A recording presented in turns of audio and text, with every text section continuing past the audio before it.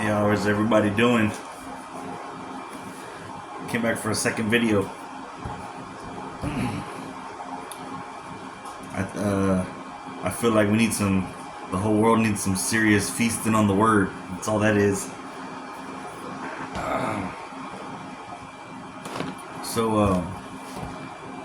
Blessed are the meek. This got some scripture here. Matthew chapter 5, verse 3 to 11.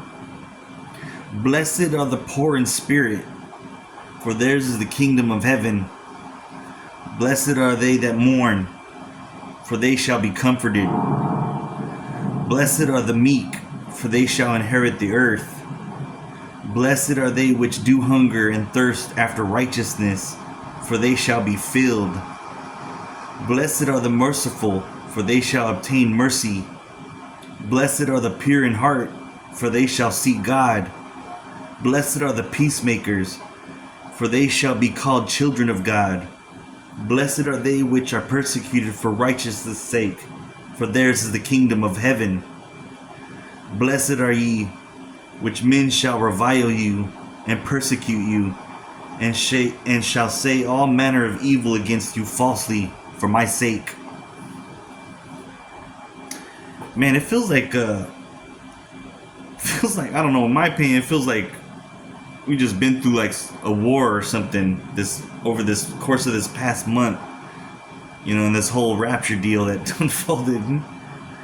And believe me, I know I've seen all kinds of manner of spiritual warfare and physical warfare. I know warfare, so that's what it feels like. I'm just exhausted. I'm wondering if anybody else is feeling that way. Sure, I'm sure.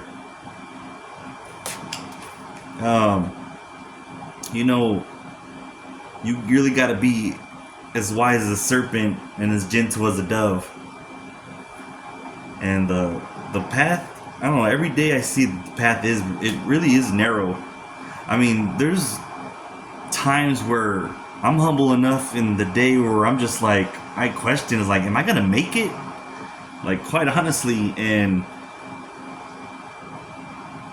I don't know, and at the same time, I'm truly seeing true evil out there. And if I feel that way, like, there's so many lost people out there that don't even want to know God, and I'm really trying desperately to know God.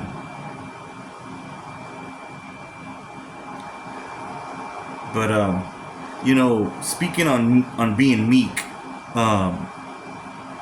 I choose to be meek. I'm not meek. I don't consider myself a meek person. Like, I can be strong and bold, and I stand up for myself, and I've always been pretty heady that way. But as I've gotten older, and I'm getting to know God better, I choose to be meek. I choose to be docile, and at least that's what it appears to people that I meet. And I meet a lot of people. They come and go out of my life. No one ever really stays, because there's reasons for that. But I stay on the move, and I just keep going, and because I got to tell people about the gospel. But I meet a lot of people all the time, and I'll form little short stints of like friendships with people. And these days I seek Christians. That's who I'm really seeking. But anyone will do. But there's only certain people that I want to keep in a community type setting, that I want to keep around, and that would be Christians. And I meet some every now and then, and they seem cool, and so I take the risk, and I'm like, okay, I'm gonna give them a chance, see where this goes, because I usually don't hold on to human attachments, but I'll let people in, especially if they're claiming to be a Christian, and maybe we can form some kind of bond in a community. And it always ends up being the same story. When it comes down to like what we're doing as a community, it's always like, for instance, oh yeah, let's go to the bar and drink, or let's do this sin, let's do that sin. And admittedly, I'll indulge them. I was like, I'm always willing to give something a try, even though I don't want to do this. This is not what I usually do. and I'll go with them, maybe to a bar or something. I don't even drink, and I'll have a drink. And I'm glad I know how to control myself these days, and I know my limit. And it's amazing though, because even in situations like that where I'm in something that in an environment I'm usually not in anymore, like this is where I used to live, was the bar, but not anymore. But this is what these people want to do. But then I'll get into conversation with strangers, and it'll be about the gospel. I've met Satanists at bars, and we got into a conversation about the gospel. So someone here worships Satan, and I worship Christ, and we're talking about it. And the funny part about that is, I've met true Satanists, and those are people who you flee from. You either flee or fight, and you rebuke, because they will take your life. And a lot of people that do say, oh yeah, I'm a Satanist, they're just saying that because it's trendy. There's a difference. And I've met both. And so I'll meet interesting people, and I always bring the gospel wherever I go. And then so, okay, I tried what you wanted to do, and then it comes to what I want to do. Let's try some fasting. Let's try walking to the park and finding a nice little spot and read some scripture, feast on the scripture. And I always get, oh yeah, we'll do that. Sounds fun, sounds good. I'm a Christian, we can do that. And it never manifests. There's never any action. And then I start just as the relationship develops, I'll just start picking up on red flags. And this is when I'm choosing to be meek and be wise as a serpent and as gentle as a dove. I give people a grace period. They start telling lies. They start doing this. They start doing that against me. And they think I don't see it.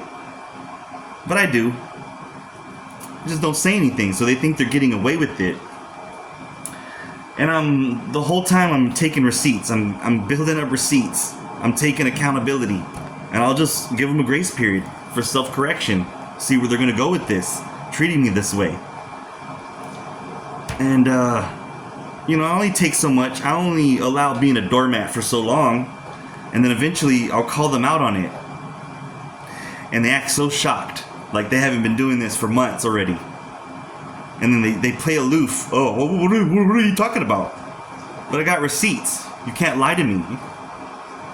And then it's like scoring a touchdown. God forgive me, but to see the look on their face when I finally call them out.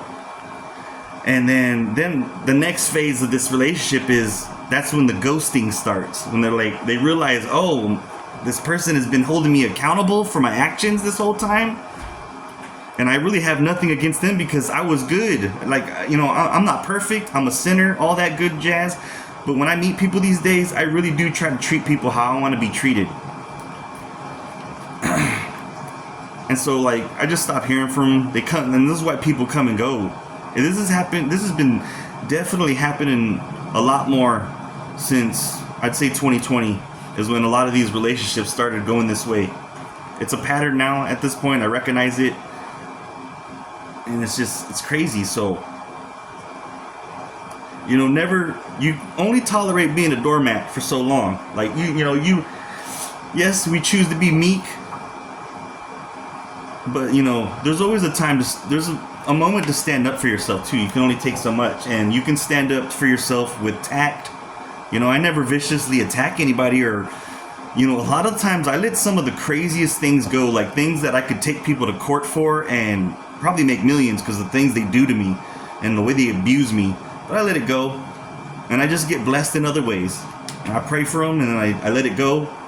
I get through my stages of anger and grief and all that good stuff, and I just get to that point of peace. And usually, it's 100% of the time, actually, it's when I'm seeking God and letting God take the wheel. So that's pretty much all I got for today. Choose to be meek, but we're warriors too at the same time. Children of God and warriors of God. I hope everybody's doing well out there. I'm gonna continue praying for the world because this was kind of crazy what unfolded. Like the things I saw and the way people were treating each other. And you know, when you're in that environment, it's so easy to get caught up into it. Like I would catch myself, you know, wanting to get caught up into it and say something nasty. And you gotta really slow your roll when it comes to that. You gotta take a step back and find God again and find your center. But anyways, I hope everybody's doing well and God bless, and I'll see y'all next time.